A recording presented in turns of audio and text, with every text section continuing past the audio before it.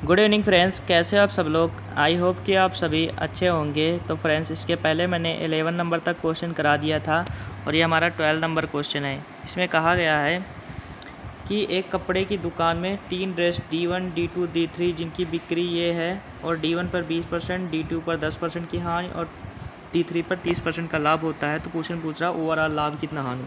यहाँ पर ये देखो, ये तीनों चीज़ क्या दिए हैं, ये SP दिया है। तीनों क्या दिए हैं, SP दिया है। SP मतलब सेलिंग प्राइस। देखो पहले पर क्या बोल रहा है, D1 पर 20% का। 20% का मतलब होता है 1/5। अगर कोई सामान 5 की है और 1 का लाभ हुआ तो बेचेगा कितने में, 6 में। तुम्हारे हिसाब से कितने में बेचेगा, 6 में। लेकिन क्वेश्चन वगैरह 6 में नहीं बेचता, कितने में बेचता है, पहला वाला 5 में। तो 6 की वैल्यू 5 है तो 1 की वैल्यू कितनी हो जाएगी, 5/6। अगर हमें CP निकालना हो, CP निकालना हो तो 1 की वैल्यू CP तुम्हारे हिसाब से कितना, 5 है तो कितने गुना हो जाएगा, 5। तो 5×5 25 हो जाएगा। 25 को अगर भाग देंगे 6 से तो 6 चौक 24 और फिर 6 24 और 1 बचेगा तो 6 1 कम 6 दूना 24 1 25 तो 6 1 कम 6 तो 4.1 आ जाएगा CP1। तो तुम्हारा CP कितना हो जाएगा, 4.1। फिर दूसरे वाले में क्या होता है, 10% की। हाँ, 10% का मतलब है 1/10। मतलब अगर 10 का सामान रहा तो 1 की हानि मतलब 9 में बेचा। तो तुम्हारे हिसाब से 9 में बेचा, लेकिन क्वेश्चन कह रहे कितने में बेचा, 6 रुपये में। तो 9 की वैल्यू 6, तो 1 की वैल्यू कितनी है, 6/9। अगर हमें किसकी निकालना है, 6 की, वो तो हमें कितनी की निकालना है, 10 की वैल्यू। तो 10 छक्का हो जाएगा 60। तो 9 छक 54 कितना हो जाएगा, 6 छक 54 मतलब 5.9 छक 54 6 आ जाएगा। 54 और में से 6 जोड़ेंगे तो 9 छक 54 6.6 आ जाएगा। CP2 कितना आ जाएगा, CP1 4.1, CP1 4.1 है और CP2 कितना है, 6.6। अब देखो तीसरे में क्या होता है, 30%। तीसरे में क्या होता है, 3%, 30% का लाभ। तो 30% मतलब 3/10 लिखेंगे। तो अगर 10 का सामान तो 13 में बेचे, लेकिन कौन हिसाब से कितने में बेचे, क्वेश्चन में 7 में बेचा। तो 1 की वैल्यू क्या हो जाएगी, 60/13। ये इधर चला जा रहा है, हम लिखने में थोड़ा सा प्रॉब्लम होती इसलिए। तो 10 की वैल्यू कितना क्या हो जाएगा, 17, 170 70 आ जाएगा। तो 13 पचे 65, 65 5 बचेगा। तो 5 बचेगा, 13 13 26 13 39 तो 5.3 आ जाएगा। CP3 कितना आ जाएगा, 5। अब इन तीनों को जोड़ लो, 6 4 10 5 15 और 9 1 10 हो जाएगा। 4.1 है ना, 7 10 तो 15 कितना हो जाएगा, 16। तो तुम्हारे हिसाब से CP तीनों का CP कितना आ जाएगा, 16। तीनों को जोड़ दो और बेचा कितने में, 6 5 11 7 18। तो 16 में खरीदा, 18 में बेचा। फ़ायदा कितने का हुआ, 2 का। कितने में, 16 में। और परसेंटेज में निकालना है तो कितने का, 100। तो इसको भाग देंगे 16 से तो 200 आ जाएगा। तो 16 1 कम 16, 16 4 बेच 16 दूना 32, 16 दूना 32 आ जाएगा ना। 16 कम 16, 16 4 तो 16 दूना 32 तो 12.525 का लाभ हो जाएगा। अगला क्वेश्चन है 13 नंबर। कह रहा है एक थोक विक्रेता एक ओवन को मान लो 60% अधिक रखता है। तो मान लो अगर 100 में ख़रीदा तो 60% अधिक मार्कअप किया ओवन को, तो कितने में बेच, 160 का हो गया। फिर कह रहा है 15% व्यापार है। 15% का वैल्यू कितना होता है, 3/20। तो 20 × 60, 15% 3/20 हो जाएगा। तो 20 8 8 24 तो 24 रुपये तुम्हारा इसमें ख़त्म हो जाएगा। 15% निकालेंगे 160 को, 24 इसमें घटा देंगे, कितना बचेगा, 10 में से 4 गए 6 और यहाँ पर 5 में से 2 गए 3, 136 बचेगा। अब 136 रुपये फिर कह रहा है 25% अधिक अंकित करता है। इसका 25% और अंकित किया। अब देखो 136 का अगर हम 50% निकालें तो 50% इसका आधा हो जाएगा। कितना हो जाएगा, आधा। 25% मतलब 1/4। इसको 4 से भाग देंगे तो 4 × 12 4 × 16 4 × 12 4 × 16 तो 32 रुपये हो जाएगा। 32 रुपये और जोड़ देंगे तो कितना हो जाएगा, 6 2 8 3 3 6 168। अब 168 रुपये का सामान हो गया। फिर कह रहा 10% की इसकी छूट देता है। 10% का छूट मतलब 10% का डिस्काउंट देता है, 10% का। तो अगर इसका 10% निकालेंगे कितना हो जाएगा, 16.8 रुपये का क्या कर दिया, डिस्काउंट दे दिया। तो बेचा कितने में, इसमें से 10 में से 8 के कितना, 2 पॉइंट का। और यहाँ पर बचेगा 8 7 में से 6 का 1 और यहाँ पर 6 में से 1 5 और 151.2 आ जाएगा। कितना आ जाएगा? 151.2। लेकिन तुम्हारे हिसाब से कितने भुगतान किया? 14,490। तो 151.2 की वैल्यू कितनी है? 14,490। ठीक, तो हमें किसकी वैल्यू निकाली? 100% की, 100 की वैल्यू निकाली। देखो अगर अप्रोक्स इसको माना जाए, अप्रोक्स हम निकालते हैं। ठीक, अप्रोक्स देखो अगर ये तुम्हारे हिसाब से लग रहा है 150, तुम्हारे हिसाब से क्या है? 150 है, मतलब ये 3 गुना है, 3 गुना है ना। अगर मान लो इसको 3 से भाग देंगे, 3 गुना है, ये 3 गुना है ना, तो इसका 2 गुना निकालेंगे। 2 गुना देखो एक हिसाब से 5 दूना 10, 5 15 है ना, मतलब 5,000 एक की वैल्यू 5,000 है ना, अप्रॉक्स लगा रहे हैं 100। तो एक की वैल्यू 5 है, यहाँ पर 100 निकालना, 2 गुना कितना हो जाए? 10,000। तो 10,000 से थोड़ा सा कम आएगा। अब देखो यहाँ पर पूरा कटेगा नहीं, तो कितना आ जाएगा हमारा आंसर? 9,471। ठीक, अप्रॉक्स तुम लोग कैलकुलेशन कर सकते हो। अगला कह रहा है एक 60 लीटर पानी जिसमें 20 लीटर पानी, 20 लीटर का मतलब 1/5, तो मतलब 60 लीटर में 1/5 का होता है। अब इस टोटल कितना है? 6 की वैल्यू 60 है, तो 1 की वैल्यू कितनी है? 10। 60 लीटर घोल में अगर 20% पानी है तो 20% का फ्रैक्शनल 1/5 होता है। अब 1/5 टोटल तुम्हारे पास 6, तुम्हारा 5 है, तो 5 की वैल्यू कितनी है? 60 है, 12 हो जाएगा, 12 पंचे 60 है ना, 12 पंचे 60। तो पहला कितना हो जाएगा? 12 चौक 48। 48 तुम्हारा क्या है? शराब है, अल्कोहल है, और एक क्या है? 12 लीटर क्या है? पानी है, 12 लीटर। फिर कह रहा है कि इसमें कितने लीटर शराब, मतलब कितने लीटर शराब तुम ऐड करो कि जो मात्रा है पानी की 15% हो जाए। ठीक है, तो टोटल तुम्हारा 48 था, उसमें कितना लीटर तुम ऐड करो ताकि तो तुम्हारा जो पानी कितना हो जाए? 15%। 15% के लिए उसमें 3/20, तो तुम्हारा कितना हो जाएगा? ये पानी 3 हो जाएगा, और बचेगा क्या? 17%। तो बस इसको कैलकुलेशन करना, 17 चौको 68, 68 में से 48 घटाएं, कितना आ जाएगा? 20 लीटर। अगला क्वेश्चन, ए किसी काम को 8 दिन में पूरा करता है और बी किसी काम को 12 दिन में पूरा करता है। वह तीनों मिलकर एक साथ 3 दिन एक साथ मिलकर काम किए, काम का कितना हिस्सा बचा है? तो देखो एक काम को 8 दिन में और बी 12 दिन में करता है, तो इन दोनों का एलसीएम कितना हो जाएगा? 24। तो इसकी एफिशिएंसी 3 है, इसकी एफिशिएंसी 2 है। ठीक, ये दोनों 3 दिन मिलकर काम किए, तो एक दिन में 5 काम करेंगे, 3 दिन में कितना हो जाएगा? 15। तो 15 काम घटा देंगे, तो कितना बचेगा? 15 9 24, 9 काम बचेगा। ठीक, 15 8 5 13, 9 बचेगा। ठीक, 9 काम बचेगा। कैसा कह रहा है? काम का कितना हिस्सा बचा है, तो काम का कितना हिस्सा बचा है, तो टोटल कितना था? 24, और कितना बचा? 9। तो काम का हिस्सा बचा कितना? 9 24 में, तो कितना हो जाएगा? इसको इसमें 3 तिक्का 9, 3/24, तो 3/8 आ जाएगा। 3/8 पार्ट क्या बचा है। अगला है एक पसारी 65 किलो और 40 किलो और 80 किलो की दाल को मिलाता है। 80 किलो 65 किलो वाली 40 किलो दाल और 80 किलो वाली एक निश्चित मात्रा में मिलाता है, और 65 किलो में 10% का लाभ कमाता है। देखो ये 75 रुपये प्रति किलो बेचता है, तो 75 रुपये प्रति किलो बेचता है, तो 10% का लाभ कमाता है। 10% का मतलब फ्रैक्शन वाली, मतलब 10 से 110, ये 110 की वैल्यू है। अगर हम 100% की निकालेंगे, 100% निकालेंगे तो x मानेंगे।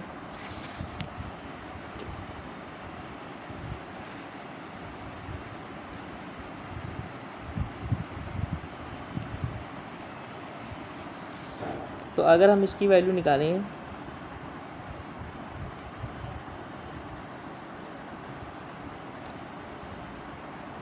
तो 75/110 इंटू में 100 कर देंगे। इसको एक जीरो से एक जीरो काट देंगे, तो हो जाएगा 750। 750 11 से भागेंगे, 11 5 65, 11 60, 11 से 66, 6 बार जाएगा 66, और 9 बचेगा, 11 8 88, 2 बचेगा, 11 कम 11 61.68.1 आएगा। ठीक, ये कितने में बेचता है? 68.1 रुपये में पूरा बेचता है। ठीक, अब देखो 65 रुपये प्रति किलो 40 किलो खरीदता है। ठीक, और 80 रुपये प्रति किलो कितने में खरीदता, तो 65 किलो है, कितने में खरीदा 40 किलो, फिर प्लस 80 रुपये है और कितने में बेचा, एक निश्चित मात्रा में मिलाया, उसके बाद उसने मिश्रण को कितने में बेचा 68.1 में बेचा। ठीक, तो क्वेश्चन पूछ रहा है दूसरी किस्म की दाल कितने में बेची वो मिलाई जाएगी।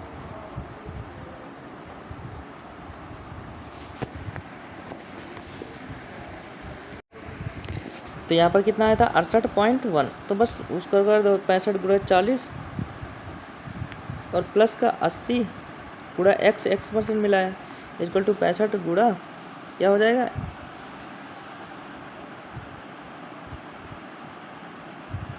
ये इतना हो जाएगा और यहाँ पर हो जाएगा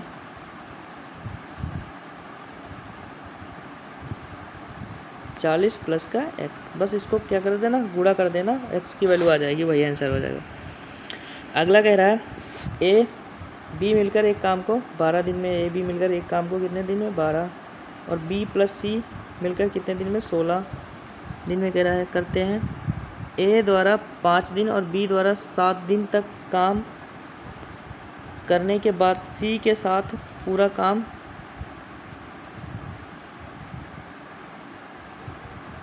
ए द्वारा 5 दिन बी द्वारा 7 दिन काम करने के बाद सी ने पूरा काम करने में 13 दिन लगते हैं, सी को पूरा काम करने में 13 दिन लगते हैं।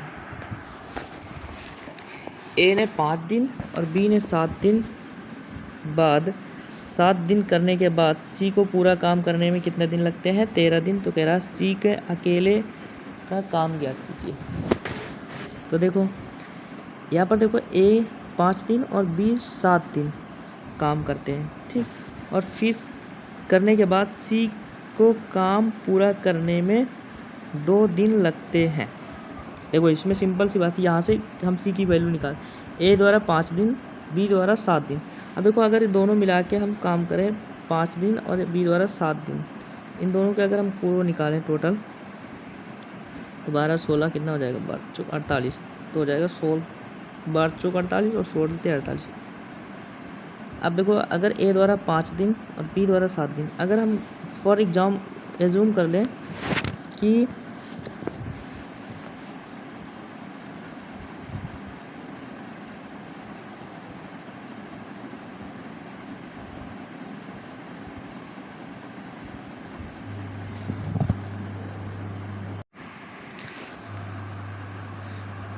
तो ए बी कितने दिन 12 दिन और बी सी कितने दिन 16 दिन काम करा, इन दोनों को मिलकर 48 काम जो है, इसकी एफिशिएंसी दोनों की 3 है, इसकी 4 है। अब यहाँ पर देखो ए द्वारा 5 दिन और बी द्वारा 7 दिन। अब फॉर एग्जांपल जैसे हम ए हैं और मेरा दोस्त बी है, अगर हम 5 दिन और मेरा दोस्त 7 दिन, लेकिन 5 दिन तक तो हम दोनों मिलकर 7 काम करेंगे ना, तो ए और बी की एफिशिएंसी कितनी है 3, तो वो 5 दिन तक 7 मिलकर दोनों काम करेंगे, तो कितना हो जाएगा ये। फिर बाद में देखो बी 7 दिन तक करता है ना, लेकिन 2 दिन एक्स्ट्रा का 5 दिन तो बी के ए के साथ कर दिया, तो 2 दिन किसके साथ करेगा सी के साथ। अब सी तो 13 दिन में पूरा काम निपटा दे, तो सी 2 दिन में काम कितना करेगा, देखो बी प्लस सी कितना काम करते हैं 4 काम करते हैं, 2 दिन मिलकर 7 काम करेंगे, बाद में बचेगा 13 में कितना काम 11। अब 11 दिन करा वो किसने किया सी ने, तो टोटल काम कितना था 48। बस इसको सॉल्व करना है, 5 3 15 4 दूना 8, तो 15 8 कितना हो जाएगा 23 घटा देंगे इसमें से, तो 8 में से 3 के कितना 5 और यहाँ पर बचेगा कितना 4 से 2।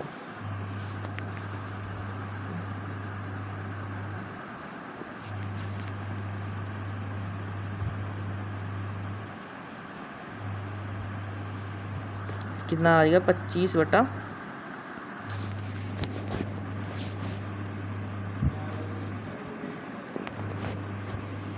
4 दूना 8 5 3 15 15 8 कितना हो जाएगा 8 5 13 23, तो 48 में से 23 घटा लेंगे कितना बचेगा 5 और यहाँ बचेगा 2, 25 काम, तो 11 सी बराबर आ जाएगा तुम्हारा कितना 25, और अगर सी की एफिशिएंसी है तो 25 बटा 11 आ जाएगा।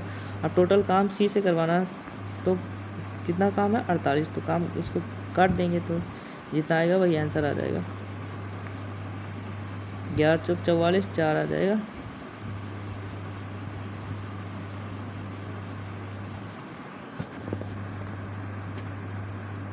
इसमें आंसर क्यों नहीं रहा? देखो अगर ए बी टोटल काम 12, अच्छा 12 और बी सी टोटल काम कितने दिन? 16 दिन। अब याद होगा ए बी की एफिशिएंसी को टोटल मिलाएंगे 48। अच्छा यहाँ पर 4 है, ठीक। ए प्लस बी की एफिशिएंसी कितनी है? 4, और ये 5 दिन तक काम किया। और बी और सी की एफिशिएंसी कितनी है? 3, और 3 में ये 2 दिन तक 7 काम किया, और इसने बचा कितने काम? 11, और वो सी से करवाए। तो टोटल कितना था? 48। तो 3 दूना 6, 15 में 20, 20 6 26 घटाएंगे तो कितना आ जाएगा? 22। तो सी की एफिशिएंसी कितनी आ गई? 2, ठीक। तो 2 आ गई तो कितना आ जाएगा? 48 में 2। मैंने कैलकुलेशन में गलत किया तो आंसर गलत आ रहा था, ठीक। 24। नेक्स्ट क्वेश्चन है, कह रहा है एक साइकिल सवार ए से बी शहर 20 किलोमीटर प्रति घंटा से और 4 घंटे 20 किलोमीटर प्रति घंटा की औसत से यात्रा करता है और उसे 4 घंटे लगते हैं। यदि वही 2.5 घंटे पूरा करना चाहता है तो गति की औसत गति कितनी वृद्धि की जाए? ए से शहर बी तक 20 घंटे की औसत चाल से चलता है तो 4 घंटे लगते हैं। जैसे देखो यहाँ पर ए है और यहाँ पर ये बी है, ठीक। अब यहाँ से जाता है 20 किलोमीटर प्रति घंटा की रफ्तार से, तो उसे कितने घंटे लगते हैं? 4 घंटे लगते हैं। देखो यहाँ पर डिस्टेंस सेम है, अगर हमारी डिस्टेंस सेम है तो डिस्टेंस बराबर डिस्टेंस अगर हमारी दूरी बराबर है, देखो हमारा फार्मूला होता है चाल बराबर दूरी बटे समय, ठीक। अब हमारी क्या दूरी सेम है तो चाल क्या हो जाएगा? समय के डायरेक्टली प्रोपोर्शनल हो जाएगा ना। तो चाल हमारा समय, अगर हमारी चाल कांस्टेंट है, जैसे तुम्हारा दूरी बटा क्या हो जाएगा? समय होता है चाल बराबर। अगर हम ये दोनों कर देंगे, ये कांस्टेंट कर देंगे तो ये डायरेक्टली प्रोपोर्शनल हो जाएगा। दूरी कांस्टेंट है तो डायरेक्टली प्रोपोर्शनल हो जाएगा ये दोनों के। तो क्या हो जाएगा? अगर एक बढ़ेगा तो दूसरा भी बढ़ेगा। अगर 20 किलोमीटर प्रति घंटा की चाल से चल रहा है तो 4 घंटे का समय लगता है। तो अगर 2.5 4 घंटे का लगता है, अगर 2.5 समय लगेगा तो सेम रेशियो लगेगा ना। तो यहाँ पर टाइम का ये 2.5 है, अगर इसको दशमलव लगाए तो ये 40, 5 50 25, ठीक। तो रेशियो ये भी, ये रेशियो है सेम। तो यहाँ पर देखो इसकी वैल्यू कितनी घंटे लगती है? 20। तो 8 की वैल्यू कितनी है? 20। तो इसको 4 गुना 8, 4 पंचे 20, 2.5 गुना है तो 2.5 गुना ये भी होगी। 25 पंचे कितना हो जाएगा? 2.5 गुना, तो 5 50 25, 5 2 10 2 12, तो अप्रॉक्स 12.5 आ जाएगा, ठीक। तो 12 नहीं है, 12.5, तो 12 ही आंसर आ जाएगा, ठीक।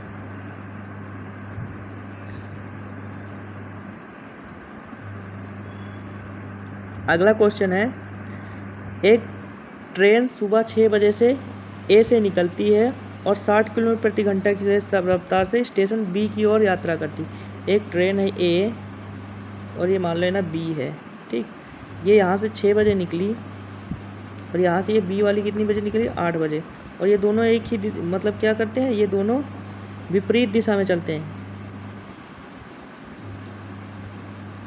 विपरीत दिशा में। तो विपरीत दिशा में दोनों के बीच की दूरी कितनी है? 540। अब देखो मान लो ये इसकी चाल कितनी है? 60 किलोमीटर प्रति घंटा की रफ्तार से। अगर ये मान लो यहाँ से दोनों, ये 6 बजे निकली, यहाँ अगर 8 घंटे, यहाँ 2 घंटे में कितना चली? 120 किलोमीटर। तो 8 बज जाएंगे यहाँ पर, है ना, दोनों क्या। तो 540 में से 120 किलोमीटर चल गई तो बचा कितना? 420। अब 420 किलोमीटर बच गया। अब दोनों एक ही दिशा में आ रहे हैं तो चालें क्या हो जाएंगी? जुड़ जाएंगी। 60 और 90 कितना हो जाएगा? 150, 9 15 150। तो कितना हो जाएगा? 420 और 150। इसको काट देंगे, इसको काट देंगे, तो 15 दूना 30 और कितने बचेगा? 12। अब 12/15 अगर 60 मिनट में कन्वर्ट करेंगे तो 12 चौक 48, 15 चौको 60, तो 12 चौक 48, तो 2 घंटा 48 मिनट। तो 8 बजे दोनों साथ में चली और 2 घंटा 48 मिनट, मतलब 10 बजे 48 मिनट पे वो पहुँचेंगी। अगला, एक वृत्ताकार व्यास 1 मीटर चौड़ा कंक्रीट रास्ता, एक वृत्ताकार व्यास है, उसमें 1 मीटर चौड़ा कंक्रीट रास्ता है। तेरा रास्ते से जोड़ने में प्रतिशत की गणना कीजिए। रास्ते से जुड़ने से क्षेत्रफल में प्रतिशत की गणना कीजिए, मतलब कितना जुड़ा, चौड़ा रास्ता हुआ। देखो इसके व्यास कितना था 10 मीटर, 10 मीटर अगर त्रिज्या कितनी हो जाएगी, और ये कितना है 1, तो अगर हम टोटल लेंगे तो कितना हो जाएगा, टोटल क्षेत्रफल कितना हो जाएगा 10 1 11, 11 का वर्ग कितना होता है 121। ठीक, और हमारा ये व्यास कितना है, नहीं 11 नहीं हो, ये व्यास है ना, तो व्यास 10 मीटर, तो त्रिज्या कितनी है 5, तो 5 है और एक और जुड़ गया 6, 6 का वर्ग कितना होता है 36, तो पहला जब जुड़ने पर क्षेत्रफल कितना हो जाएगा 36, और पहले कितना था 5 5 25, तो कितना बढ़ा 25 10 35 1 11।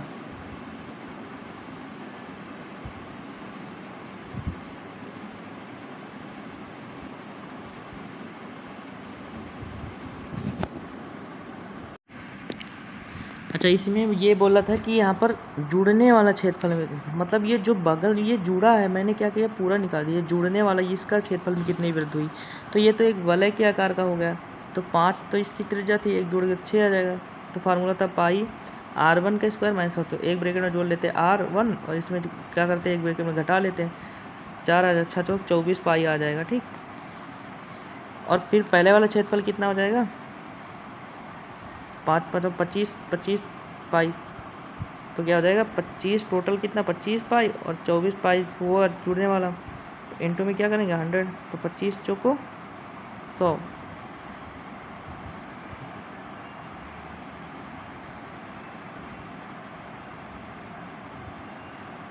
तो हो जाएगा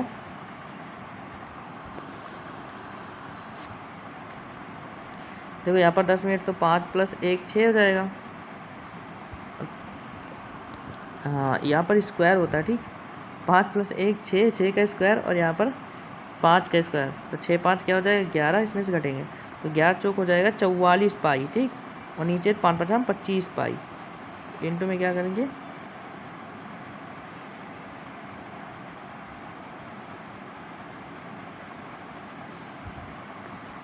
100, तो इसको काटेंगे 25 चौको 100, ये कुछ करके आ नहीं रहा। ठीक, हाँ 4% की 44% की क्या हो गई वृद्धि हुई। अगला क्वेश्चन है 14 सेंटीमीटर त्रिज्या वाले एक त्रिज्यखंड का क्षेत्रफल इतना है, तो कौन सा त्रिज्यखंड का कोण ज्ञात कीजिए, तो त्रिज्यखंड थीटा अपान 360, इंटू में क्या करते हैं ये क्षेत्रफल 154 है, पाई r स्क्वायर होता है, तो पाई की वैल्यू 22/7 और r की वैल्यू कितना है 14 सेंटीमीटर का स्क्वायर, 14 × 14, इसको काटेंगे 7 दूने 14, इसको काटेंगे 14 से, 14 1 कम 14, फिर 14 1 कम 14 11 आ जाएगा, इसको काटेंगे 11 दूना 22 हो जाएगा, इसको काटेंगे 4 9 36 हो जाएगा, तो कितना आ जाएगा थीटा की वैल्यू 90 डिग्री। अगला क्वेश्चन है एक वृत्ताकार साइन बोर्ड की त्रिज्या 2 मीटर है और पेंटिंग की लागत 7 मीटर स्क्वायर है, और बोर्ड का भाग 10% भाग बिना पेंट किए छोड़ दिया जाता है, तो पेंटिंग की कुल लागत कितनी है। अब देखो, अब बोर्ड का 10% भाग, 10% मतलब 1/10, 1/10 मतलब अगर 10 भाग है तो उसमें 9 भाग ही पेंट किया गया। ठीक,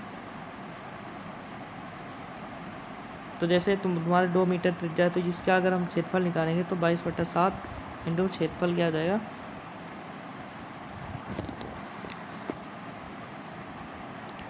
22/7 इंटू में 2 और इंटू में क्या हो जाएगा 2 है ना, वृत्ताकार तो 4, तो हो जाएगा 4, 2 दूना 4, तो 4 से गुणा 4 दूना 8 और 4 दूना 8, तो 7 से भाग देंगे कितना हो जाएगा 7 1 कम 7, फिर 7 दूना 14, 4 बचेगा, 7 चौक 28, तो 12 पॉइंट अप्रॉक्स कुछ आएगा। ठीक, 12 पॉइंट समथिंग आएगा। अब फिर कह रहा है 1/10, इसमें से क्या हुआ है, जिसे अगर टोटल 10 भाग है तो उसमें से एक भाग छोड़ दिएगा, तो कितना हो जाएगा 9/10 भाग, 9/10 से क्या कर देंगे गुणा कर देंगे, तो 1 दशमलव और लग जाएगा इधर, तो इसको गुणा करना 9 चौक 36 के 6, 9 दूना 18, 18 3 21, 9 1 कम 9, 9 2 11, तो आंसर है 11, 11.2 है। इसको 60 से गुणा करेंगे तो 11 0 में 11 6 66, अप्रॉक्स 660 से कुछ थोड़ा सा ज़्यादा आएगा, तो 660 से कुछ ज़्यादा, तो 660 से कुछ ज़्यादा 678 है, तो 678 आंसर आ जाएगा। ठीक, अगला है अंतःखंड ज्ञात कीजिए। तो अंतःखंड के लिए क्या होता है, फार्मूला होता है इंटरसेक्शन के लिए, क्या होता है, y बराबर mx प्लस सी, और सी जो होता है वही इंटरसेक्शन का। तो इस फॉर्मेट में लाएंगे तो यहाँ देखो 5y और यहाँ हो जाएगा 20 और प्लस का कितना हो जाएगा 20, ये माइनस का हो जाएगा 5y। ठीक, अगर इसको हम 5 से भाग दें तो 5 चौक 20, तो कितनी आ जाएगी इंटरसेक्शन 4। अगला क्वेश्चन है, इसमें क्या ज्ञात करना है, अगर ये 4 दिया है तो क्यूब आ जाए, क्यूब को मैंने बताया था क्यूब करके माइनस का 3 इंटू में 3 करते हैं ना। तो ऐसे अगर हम 3 के कॉमन ले लें या फिर जो भी आंसर होगा वो 3 का मल्टीपल होगा, तो 3 का मल्टीपल 3 19 57 ही है, 3 3 का 9 3 27